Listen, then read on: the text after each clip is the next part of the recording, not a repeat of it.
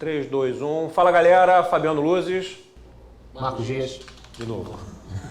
1, 2, 3, vamos. 3, 2, 1.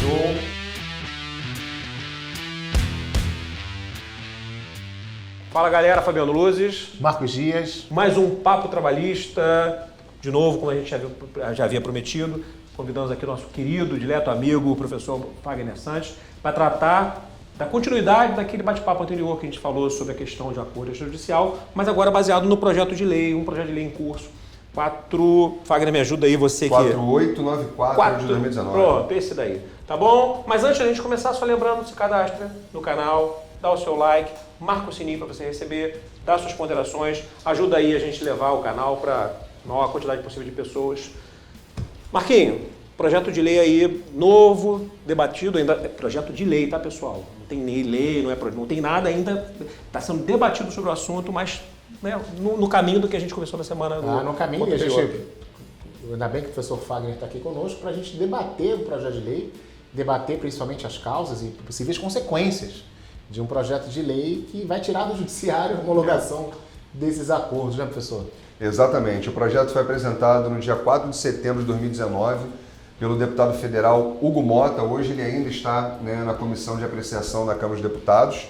E ele só tem um artigo para inserir na CLT, o artigo 855F. Isso aí. Onde, na verdade, se levará, então, para um cartório extrajudicial, na presença de um tabelião, um acordo celebrado entre as partes, claro, necessariamente também com a presença de advogados distintos. É interessante essa questão de advogados distintos, porque tem que ser advogados distintos e, óbvio, para manter lisura e não violar o código de ética de escritórios diferentes. Porque senão os interesses, Deixa eu só falar uma coisa para você antes. Deixa eu cortar o professor Fagner. Você sabe que na minha vara, quando começou a reforma trabalhista, eu tinha um funcionário que nesses processos ele era destacado só para pesquisar quem eram os advogados. E 3 vezes eu peguei advogado no mesmo escritório. 3 vezes. Eu consulto em audiência. Não só extinguiça em resolução, como ainda botei litigância de má-fé. Perfeito. Normalmente eu faço consulta durante a audiência. Então, eu tinha um funcionário só para isso. Não, e eu acho que nesses casos tem realmente que rejeitar, porque não tem como você estar com o escritório, no mesmo escritório, os interesses são opostos. Não tem como. Ainda que seja jurisdição voluntária. Sim, ainda verdade. que seja. Né? Até porque está violando a lei, né? Aí está violando o texto Quando a lei fala de advogados distintos, é claro que ela está partindo de uma premissa, é uma eloquência do legislador, de que tem que ser de escritórios diferentes. Até porque na própria lei, quando a gente vai na suspeição, ela trata, inclusive, isso, né? A suspeição, quando fala de advogado no mesmo escritório, normalmente esposa, né? No mesmo escritório, ele impede também, é motivo de suspeição. Né? E o advogado tem que tomar cuidado com isso, que ele provavelmente está violando o código de ética. É verdade, bem lembrado. A depender do enquadramento, da circunstância, está violando o código de ética. Tem razão. Mas, enfim, o que mais me preocupa nesse projeto de lei é o parágrafo 1º do artigo 877, do artigo 855F. Porque o texto diz assim: a escritura não dependerá de homologação judicial e constituirá título executivo extrajudicial com eficácia liberatória geral. Isso. Exceto quanto às parcelas expressamente ressalvadas. Que nunca são, né? Pois é. É exatamente essa parte que me preocupa e eu creio que nos debates, nas comissões pertinentes, seja possível uma mudança nessa redação. No meu modo de ver, entendo que seria mais adequada a seguinte redação: a escritura não dependerá de homologação judicial e constituirá título executivo extrajudicial com eficácia liberatória geral quanto às parcelas expressamente consignadas. Que era aquela tese que ficando ressalvado as demais. A súmula 330 do STF. Exatamente. Aquela tese. Salvo engano, a própria questão do termo da Comissão de Conciliação Prévia, vocês lembram? 825E. Que foi 625. 625E. Que foi levado ao Supremo. Foi levado ao Supremo. E sempre se entendeu que ali não era uma... Quer dizer, o TST tinha posições divergentes, não é isso? Alguns dizendo que era o ministro Ives puxando a eficácia liberatória geral, Godinho, o ministro ao contrário, puxando, não. Acho que vai ser a mesma discussão, né? Sim, vai ser a mesma. Só que a lei, da forma como está escrita, ela está dando aí um cheque branco, né? É verdade. Pois é. Vou colocar lá, olha, hora extra, 13º, férias, aviso prévio. Estou dando quitação geral e se eu não ressalvar o aviso prévio, ele está quitado. Então, quer dizer, isso sem intervenção judicial, aí já é periclitante, no meu modo de ver. Com certeza. Então, há uma necessidade de ter essa mudança de perspectiva na redação do projeto, para que aí tenha-se um acordo realmente celebrado com observância do que é garantido para as partes, particularmente para o trabalhador, ainda que ele esteja sido por advogado. Porque do contrário, nós vamos ter a possibilidade de ações anulatórias.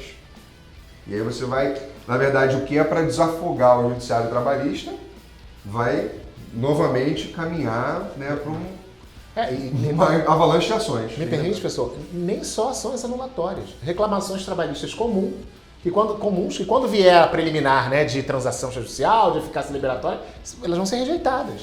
Exato. Porque justamente não tem intervenção judicial. Né? Porque a intervenção judicial, eu insisto muito nisso, a presença do juiz, ela tira aquele temor reverencial da subordinação. Né? E é por isso que eu acho que é importante a presença do Estado juiz nesse tipo de transação, e que não vai haver nesse caso. Né? Me parece muito mais uma reação do Poder Legislativo. Algumas né? posições da Algumas magistratura. posições da magistratura mais refratárias, assim, a essa homologação. E se você é deputado federal, né, quem sabe, né? E está nos assistindo, ou então senador da República, quem sabe não propõe um destaque que o professor Sandes, né?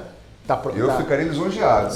Tem o parágrafo 2º também, né? Eu assino embaixo, hein? O parágrafo 2º que estabelece que é gratuito, isso também gera uma questão interessante, porque até que ponto os cartórios vão assumir essa obrigação sem cobrança? Me parece uma coisa... E quem vai declarar essa gratuidade? Ainda tem isso. Bem lembrado, né? Quem vai declarar a gratuidade? Que é um outro ponto. É verdade, porque declaração de hipossuficiência... Você vai se dizer gratuita? Não vai? Porque a hipossuficiência é declarada por decisão judicial. Quer dizer, faço uma declaração... De próprio punho, quer dizer...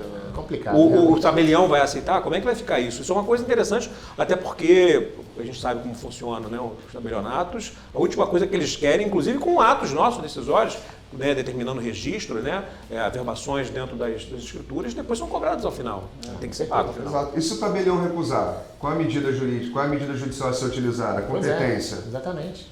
Outro problema, né? Bem lembrado a questão de competência. São várias situações inerentes a esse projeto de lei que parece simplório, mas se nós analisarmos o contexto dele dentro da nossa prática, ele traz questões que são insolúveis. Porque a questão da competência é bem lembrada, porque decorre de um ato, decorre da relação de trabalho. Quer dizer, a competência embora nossa... seja um ato cartorário.